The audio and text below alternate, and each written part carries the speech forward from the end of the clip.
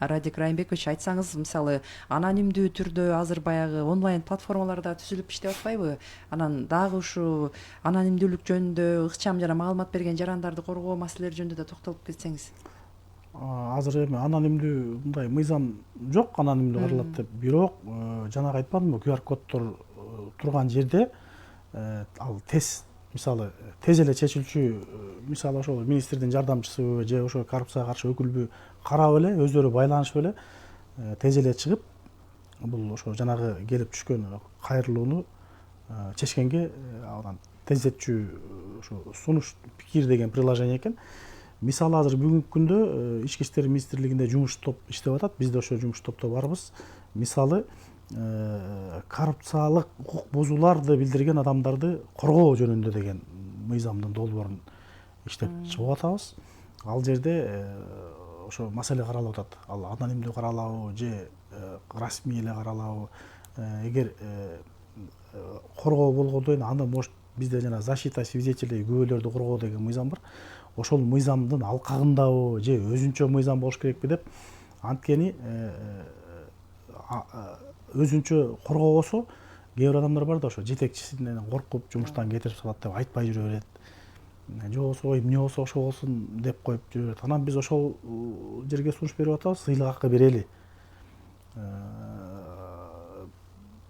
Ушу финансы министрлиги айтып атат, тиги сыйлык акыны берсе болот, бирок соттун чечими толук күчүнө киргенде, баардык карыздарды төлөгөндө, биз айтып атабыз, соттун чечими 5 жылдан кийин кирсечи. Соттошуп жүрө берсе, жогорку сотко чейин барса, андан тышкары жанагы билинип калсачы, коргоого алынбаса, анан жанагы после всех выплат деген баардык төлөмдөрдөн кийин карсы көп болуп ар тарапка аягында ошол кишиге албай калсачы акча. Биз ошон үчүн механизм сунуштап атабыз.